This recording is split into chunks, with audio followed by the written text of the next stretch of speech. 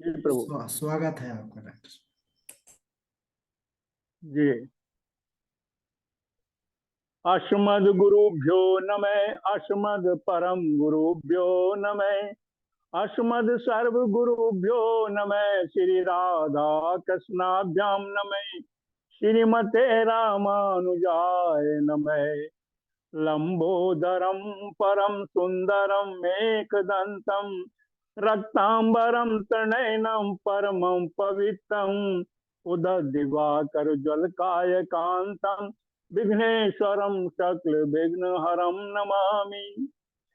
शरीरं स्वरूपं ततो एकलक्षं यच्चारुचित्तं धनमेरुतुल्यं मनश्चैत्यलग्ने श्रीगुरुरङ्गिपद्मे तत्किं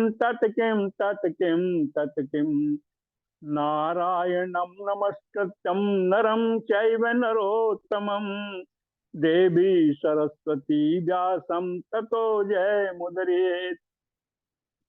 नमो परमहंसा स्वादित चरण कमल चिन्ह मकरंदाय भक्त जन मानस निवासाय श्री रामचंद्राय कृष्णं त्वदीयं पद पंकज पंचुरान्ते अद्यैव मे विशदु मानस राजहंस प्राण प्रयाण समय कफ बात पित्तै कंठावरोधेन विदु स्मरणं कुतस्ते बर्हा पीड़म नटवर बपु कर्णियो कर्णिकारम बिभ्रद बास कनक कपिशम बैजयंती च मालाम रंधान वेणुधर सुधिया पूरियन गोप वृंदई वृंदारण्य स्वपद रमणम प्रवीदम गीत कीर्ते ध्याये नित्यं महेशं रजत गिरिनिभं चारु चंद्रावतंसं रत्नाकल्पोज्ज्वलां परशुमगा वराभिति हस्तं प्रसन्नं पद्मासीनं समन्तात् स्तुत्यमर्गणैः व्याघ्रकिति वसानम् विश्वादयं विश्वबीजं निखिल भयहरं पंच भक्तं त्रिनेत्रम् आशुतोष शशांक शेखर चंद्रमौली चिदंबरा कोटि कोटि प्रणाम शंभु कोटि नमन दिगंबरा रामाय रामभद्राय रामचंद्राय वेदसे रघुनाथाय नाथाय सीताय पतिये नमः। श्री लक्ष्मी नाथ समारंभम नाथया मुनि मध्यमम अस्मदाचार्य पर्यंतम वंदे श्री गुरु परंपरा अंजनानंदनम वीरम जानकी शोकनाशनम कपीशमक्षहंतारम वंदे लंका भयंकरम मुखम करोति वाचालां पंगुं लंघयते गिरिम यद कृपाल तुम हम बंदे परमानंद माधव। माँ शारदे कहाँ तू बीणा बजा रही है छम छम छमाती आजा वाणी बुला रही है। भक्त भक्ति भगवंत गुरु चतुर नाम बपुए इनके पद बंधन किए ना सत विघ्न अनेक। परम मंगल में परात्पर पार ब्रह्म परम पिता परमात्मा अकारण करुणा वरुणालय अकारण करुणा कारक अचिंत कल्याण गुणगण निधान सर्वेश्वर सर्वाधिक पति श्रेष्ठ आचरणवान प्रजा के सुखदाता संहार करता पार्वतीनाथ प्रथमादि गणों के स्वामी आकाश आदि अष्ट मूर्तियों वाले विश्व रूप विज्ञान के पूर्ण ज्ञाता देवाधिदेव त्रिनेत्रधारी दुख स्वप्न नाशक पंचोत्पादक विश्वेश्वर मंगल करता आदि अंतरहित सबके कारण श्री सांब सदाशिव भगवान के चरणों में कोटि से नमन बंदन अभिनंदन। प्रातः बंदनिया स्मरणिया पराम्बा भगवती जगदीश्वरी शंकर शिव प्राण बल्लभा आदि जगत में व्याप्त रहने वाली जगत की आधारभूता परम शक्ति श्री जगदम्बा माँ पार्वती के चरणों में कोटि कोटि प्रणाम। समस्त भूतादिक सिया राम मैं सब जग जानी करहु प्रणाम जोर जुग पानी। समुपस्थित भक्त, भागवत भक्त, शिव कथा अनुरागी सज्जनों, भक्तिमयी मात शक्ति, भगनी बांधवो, भगवत चरण चंचरी, भागवत पादार बिंद मकरंद रस प्रपासु सुधीजन, भूमि भावक रसिक वृंद जनों। हम सबका यह परम सौभाग्य है कि भगवान शंभु शिवाय की यह सुंदर कथा पर सम्मिलित होकर इस शिव कथा मंदाग्नि पर गोता लगाने का शुभ अवसर हमें प्राप्त हुआ है। जीवन में ऐसा क्षण बड़े ही भाग्य से मिलता है, क्योंकि बिनु सत्संग विवेक न होई, राम कृपा बिनु सुलभ न कोई, आवत एहि सर अति कठिनाई, शिव कृपा बिनु आई न जाई। बंधुओं, गत वक्तव्य में हम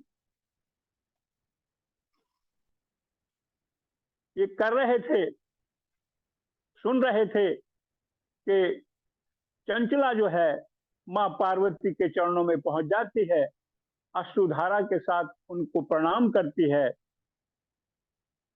माँ भगवती ने कहा कि चंचला क्या बात है? तब उसने कहा कि मैं अपने पति के विषय में पूछना चाहती हूँ। तब उन्होंने कहा, अरे तुम्हारे पति तो जो है घोर नरक घोरने के बाद और शेष जो समय है वो विंध्याचल पर्वत के ऊपर जो है पिशाच योनि में जो है बहुत कष्ट पा रहे हैं। बार बार प्रणाम करती है और उनसे कहती है, माँ देवी मुझको जो है कुछ ऐसा जो है उपाय बताइए जिससे जो है मेरे पति का भी उद्धार हो जाए। तब वो कहती हैं, देवी पार्वती ने कहा कि शिव कीर्ति का गायन करने वाले वो अगर शिव पुराण की कथा सुनेंगे तो वह निश्चित ही जो है इस भवसागर से पार हो सकते हैं। और उन्होंने कहा, देवी पार्वती ने शिव कीर्ति गायन करने वाले तुमरु गंधर्व को बिंदुम के कल्याणार्थ हिमाचल पर्वत पर भेज दिया। यह तुमरु और चंचला विमान पर चढ़कर विंध्याचल पर्वत पर पहुंचे। वहां उन्होंने बड़े विशाल शरीर वाले पिशाच को देखा। उस भयंकर पिशाच को महाबली तुमरु ने बलपूर्वक पकड़कर पांसों से बांध दिया। उस दिन उस क्षेत्र में प्रसिद्ध हो गया कि गौरी माता की आज्ञा से पिशाच तारने के निमित्त तुमरु गंधर्व विंध्याचल पर शिव पुराण की कथा करेंगे। सब लोगों में हल्ला मच गया और कथा सुनने के लिए वहां बड़ी भारी जो है भीड़ एकत्र होने लगी। सभी को कथा पर बड़ी रुचि थी। पांसों में बंधे पिशाच को वहां बिठा दिया गया। तब तुमरु हाथ में बीणा लेकर के शिव कथा कीर्तन करने लगा। उन्होंने पहली संहिता से लेकर और 7वीं संहिता तक शिव पुराण की कथा जो है सुनाई। तो समस्त श्रोतागण सब पापों से मुक्त हो गए। उस पिशाच ने अपना वह शरीर त्याग कर दिव्य रूप प्राप्त किया। बिंदुम अपनी पत्नी सहित विमान पर बैठ करके तुमरु के साथ शिव गुणगान करता हुआ शिवलोक को चले गए। तब भगवान शंकर ने पार्वती सहित उसका बड़ा आदर सत्कार किया और उसे अपना गण नियुक्त कर लिया। ये इदम शून्यम भक्त्या कीर्तियेधा समाहिता, स भुक्त्वा विपुलां भोगान्नन्ते मुक्ति भाप्नुयात्। जो कोई इस पवित्र कथा को श्रद्धा पूर्वक सुनता है, कीर्तन करता है, वह इस लोक में सुख भोग करके अंत में मुक्ति को प्राप्त कर लेता है। शौनक जी बोले, हे सूत जी, आपकी हमारे ऊपर विशेष कृपा है। आप शैवी हैं, इसलिए कृपा करके हमें शिव पुराण की श्रवण की विधि भी बताइएगा। सूत जी बोले कि हे शौनक जी, जब संपूर्ण प्राप्ति के लिए शिव पुराण की अब जो है श्रवण विधि सुनिएगा। सर्वप्रथम ज्योतिष पुराण निर्विघ्नता से समाप्त है तो शुभ मुहूर्त निकलवाइएगा और फिर देश विदेश में पत्र भिजवाकर अपने इष्ट मित्रों बंधु बांधवों को आमंत्रण करना करिए। शिव पुराण के आयोजन स्थल को दिव्य बनवाइए। शिवालय, तीर्थ, वन अथवा घर में ही वह कथा मंडप बनवाएं। वह मंडप की ध्वजा, पताका आदि से सुसज्जित करें और शोभायमान बनाएं। विवाहे सादृशं वित्तं तादृशं कार्यमेव हि अन्य चिंता विनिर्वाय सर्वा सौनक लौकिक। वो कहते हैं कि विवाह उत्सव में जैसे उल्लासपूर्ण मन स्थिति होती है, वैसी ही कथा उत्सव में भी रखनी चाहिए और सब प्रकार की लौकिक दूसरी चिंताओं को भूल जाना चाहिए। विवाहे सायादृशं वित्तं तादृशं परिकल्पयेत्। जैसे विवाह आदि प्रसन्नता पूर्वक धन खर्च किया जाता है, वैसे ही कथा महोत्सव में भी प्रसन्न होकर बिना कंजूसी के धन खर्च करना चाहिए, क्योंकि धन और जीवन इनका धर्म व उपकार में लगाना ही सार्थक होता है। कहा गया है, धनानि जीवितञ्चैव पराते प्राज्ञा उत्सजेत सन्निमित्ते वरम त्यागो विनाशो न्यताम सती। धन और जीवन को धर्म में लगाना ही सार्थक है, क्योंकि ना जाने यह दोनों का नाश एक दिन होना निश्चित ही है। सज्जनों, हमारी वास्तविक यात्रा जन्म के बाद प्रारंभ होती है। जन्म से लेकर मृत्यु पर्यंत तक के लिए अवसर होता है कि हम अपने वास्तविक यात्रा को उत्तम बना सकें। धर्म रूपी धन एकत्र कर सकें। हम अज्ञानवश माया में पड़ करके जो मैं और तेरा का अवसद आग्रह में पढ़कर सारा जीवन भगवत भजन के बिना समाप्त कर देते हैं, लेकिन अंत समय सब वही छूट जाता है। धनानि भूमौ पशुवस्ते गोस्ते नारीग्रह द्वारी जना श्मशाने देहे स्थितायाम परलोक मार्गे धर्मानो गच्छति जीव एक है। कहते हैं कि सारा जीवन जिस धन के लिए समाप्त कर देते हैं, वह धरा का धरा रह जाता है। पशु खूंटे पर बंधे रह जाते हैं और पत्नी द्वार तक रह जाती है। सज्जन संबंधी शमशान तक जाते हैं, देह चिता तक जाता है और फिर जीव की वास्तविक यात्रा शुरू होती है और जीव के साथ सिर्फ धर्मानुगत गच्छति जीव एक है। केवल धर्म, उसका भजन, उसका सत्कर्म ही उसके साथ जाता है। कहते हैं, रे मन ये 2 दिन का मेला है, कायम न जग का झमेला रहेगा। रे मन ये 2 दिन का मेला रहेगा, कायम न जग का झमेला रहेगा। रे मन ये 2 दिन का मेला रहेगा, कायम न जग का झमेला रहेगा। साथी मित्र गंग के जल बिंदु पान तक, साथी है मित्र गंग के जल बिंदु पान तक। अर्धांगिनी बढ़ेगी तो केवल मकान तक, परिवार के सब लोग चलेंगे मशान तक। बेटा भी हक निभाएगा केवल अग्निदान तक, और इससे तो आगे भजन ही है साथी, इसके तो आगे भजन ही तो साथी। हरि के भजन बिन तू अकेला रहेगा। रे मन ये 2 दिन का मेला रहेगा, कायम न जग का झमेला रहेगा। साथी है मित्र गंग के जल बिंदु पान के, अर्धांगिनी बढ़ेगी तो केवल मकान तक। परिवार के सब लोग चलेंगे मस्तमान तक, बेटा भी हक निभाएगा अग्निदान तक, और इसके तो आगे भजन ही है साथी। हरि के भजन बिन अकेला रहेगा। रे मन ये 2 दिन का मेला रहेगा, कायम न जग का झमेला रहेगा। मित्रों, तो प्रेम पूर्वक इस पावन शिव पुराण की कथा का श्रवण करें, उसका मनन भी करें और भजन करते रहें, सुनते रहें। उन्हें कोई फल नहीं मिलता, जो ध्यान से नहीं सुनते हैं, मन से नहीं सुनते हैं, वो जन्म जन्म दुखी रहते हैं। फिर आगे कहते हैं कि जो पुराण की पूजा यथाशक्ति भेंटों के द्वारा ना करके उस कथा को सुनते हैं, वे मूर्ख और दरिद्री ही होते हैं।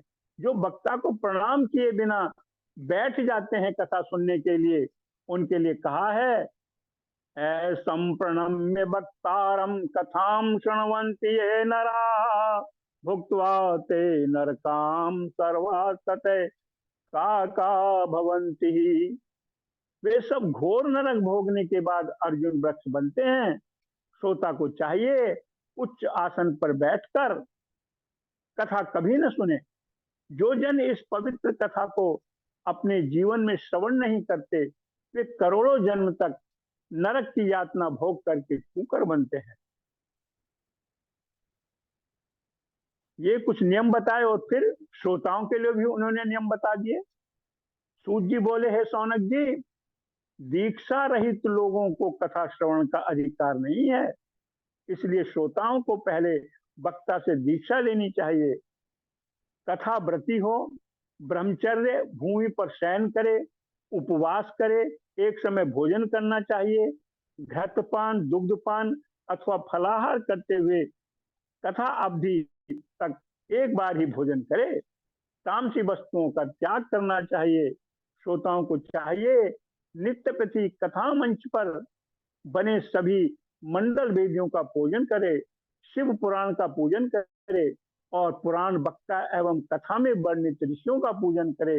यथाशक्ति उन्हें दक्षिणा प्रदान कर प्रणाम करे। शिव पुराण की कथा पूर्ण होने पर विरक्त है तो गीता का पाठ कराए, और यदि वह गृहस्थी है तो शुद्ध हवि के द्वारा हवन करे। यथाशक्ति ब्राह्मणों को भोजन कराए। जो प्राणी इस जगत में सदाशिव का ध्यान करते हैं, उनकी वाणी सदैव उनकी स्तुति करती रहती है। वे इस अपार भवसागर से सहज ही तर जाते हैं। फिर आगे कहते हैं कि तीर्थराज प्रयाग में मुनियों का एक समागम हुआ और व्यास जी बोले, धर्म क्षेत्रे महाक्षेत्रे गंगा कालिंदी संगमे, प्रयागे परमे पुण्यम ब्रह्मलोकस्य वर्त्मनि, माघ मकर गत रवि जब होए, तीरथ पतहियान सब कोए। एक समय गंगा और यमुना के संगम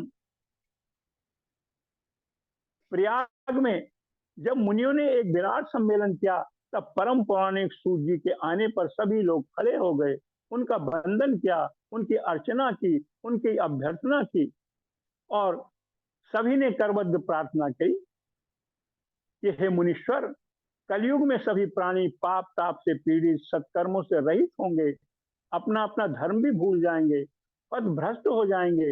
इस प्रकार वे तमोगुणी पूजा से विमुख हो जाएंगे, भक्ति से रहित हो जाएंगे। हे सूत जी, वो कहते हैं कि साम नष्ट बुद्धि न स्वधर्म त्यागशील नाम है, परलोक है पीलोक है, कथम सूत गतिर्भवित। इस प्रकार उनकी बुद्धि नष्ट हो गई है और जिन्होंने अपने धर्म का परित्याग कर दिया है, ऐसे लोगों को इस लोक और परलोक में उत्तम गति कैसे प्राप्त होगी। व्यास जी बोले, हे मुनियों, साधु पृष्ठम साधवो वस्त्रैलोक हितकारकम, गुरु स्मृत्या भवे स्नेहा सच्चे तत्सुनता दरात। हे मुनियों, यह आपने लोक हितकारी सर्वोत्तम प्रश्न किया है। मैं गुरुदेव व्यास जी का स्मरण करके आप लोगों को इस विषय में बताता हूँ। यद्यपि यथा श्रुति जसमति मोरी, कहूं देख प्रीति अति तोरी। सबसे उत्तम है वह है शिव महापुराण की पावन कथा, जो वेदांत का सार और सर्वस्व है। वेदांत सारम सर्वस्वम पुराण चैवमुत्तमम सर्वाधोद्धारकम करम परतम परमार्थदम। यह पावन शिव कथा वक्ता श्रोता के समस्त पाप राशियों को भस्म भस्म करने वाला है। वेद व्यास जी के कहे इस पुराण का महत्व बहुत है। इसके कीर्तन और श्रवण का जो फल प्राप्त होता है, उसके फल को मैं नहीं कह सकता, परंतु कुछ महत्व आप सबसे कहता हूं। यदि शिव पुराण का एक या आधा श्लोक भी कोई पढ़ेगा तो पाप से छूट जाएगा, और सावधानी से संपूर्ण शिव पुराण की कथा सुनेगा तो जीवन मुक्त हो जाएगा। जो इसके कहे अनुसार आचरण करेगा, दिने दिने अश्वमेध फलम प्राप्नोत्यम। निसंदेह एक एक अश्वमेघ यज्ञ का फल पाता है। और कहते हैं, तावत कली महोत्पाता चरिष्यंती निर्भया, यावत शिव पुराणम भी नो देशति जगत यहो। कलयुग के महान उत्पात अभी तक निर्भय होकर विचरेंगे जब तक यहाँ जगत में शिव पुराण का उदय नहीं होगा। कहते हैं कि कलयुग में वो महान उत्पात मचाते हुए घूमते फिरेंगे तब तक, जब तक के शिव पुराण का उदय नहीं होगा है? और कहते हैं, सदा शिव महापुराण की जय, सदा शिवाय नमः। श्री सद्गुरुदेव की जय। त्वदीयां वस्तु गोविंदम शिवम तुभ्यमेव समर्प्ये। तुदीयां वस्तु गोविंदम शिवम तुभ्यमेव समर्प्ये। गुरु जी प्रणाम, आपके चरणों में बहुत बढ़िया, बहुत कोटि कोटि बढ़िया, प्रणाम। बहुत बढ़िया हमारे डॉक्टर साहब। बहुत सुंदर। अभी शंभुनाथ के इस चरित्र को, विधान को बदलाते हुए सुंदर बिंदु का उद्धार, उसके बाद कथा के श्रवण की विधि भी, श्रोता वक्ता के लक्षण क्या होते हैं, बड़े ही गंभीरता के साथ और स्पष्टता के साथ समझाया है। बहुत आनंद आया। महादेव की कृपा इतनी बढ़िया है कि बताइए, इतना बढ़िया। 7 बजे, 7:30 बजे से बैठ जाते हैं डॉक्टर साहब हमारे, तो अभी जो है 10 बजे हैं, उसी प्रकार बैठे हैं, और बैठे बस नहीं हैं, दहाड़ते भी रहते हैं भाई। तो हम अपने बाबा के चरणों में, महादेव के चरणों में बस यही अरदास लगाते हैं कि हमारे डॉक्टर साहब को प्रसन्न रखें और स्वस्थ रखें, और ऐसे ही सुंदर शंभुनाथ अपने चरणों की भक्ति प्रदान करें और कथा सुनवाते रहें। बहुत अच्छा। हमारे नंद जी कुछ। बहुत अच्छा डॉक्टर साहब कहा, बहुत अच्छा, बहुत अच्छा कहा, बहुत अच्छा। एक एक शब्द, एक एक श्लोक और एक एक शब्द स्पष्ट समझ में आ रहा है। बहुत अच्छा कहा डॉक्टर। नंद प्रणाम जी। भैया, नंद जी भैया, नंद प्रणाम आपको। नंद जी का तो विशेष स्नेह है डॉक्टर साहब से, वैसे तो सबके ही स्नेही हैं आप, लेकिन नंद जी का विशेष प्रेम रहता है आपसे। प्रथम बार जब मिले थे, बहुत इन्होंने ऐसा जो है लोहे को जो है खींच लिया अपनी तरफ, जो है वक़्त तो है नहीं, बहुत इनमें। डॉक्टर साहब, आपकी छवि बहुत अच्छी है। और मैं तो देख रहा हूँ ना पहले दिन से, अब में बहुत बड़ा अंतर है। पहले मिट्टी का घड़ा था, अब घड़ा पक गया है। जी, अभी कम चोट लगी है। गुरु जी, गुरु ये जी तो की हमारे गुरु जी आप हैं। कम हुई है अभी। बड़ा बढ़िया, बहुत अच्छा। सही कह रहे हैं। और नंद जी, अब डॉक्टर साहब जो है सुंदर सब लोगों को सुनाएंगे, जो अपना अमृत महोत्सव रहेगा, है ना। जी जी जी संचालक महोदय, विशेष कथा रहेगी इनकी और विशेष समय रहेगा इनका। 2 वक्तव्य रहेगा, शिव पुराण का भी और भागवत पुराण का भी। बाकी सब लोग तो कोई बिल्कुल भागवत बिल्कुल जी से रहेंगे, कोई शिव पुराण से रहेंगे, तो एक एक रहेगा। आपका 2 दिन बिल्कुल रहेगा, एक दिन बिल्कुल भागवत जी का बिल्कुल विशेष रहेगा, एक दिन शिव पुराण का विशेष रहेगा। जी जी गुरु जी। बिल्कुल बिल्कुल। चलिए, बहुत अच्छा। और आज की कथा का रिकॉर्डिंग, श्लोकों का रिकॉर्डिंग थोड़ी देर से आ ही जाएगा, समय भी अब हो ही गया है।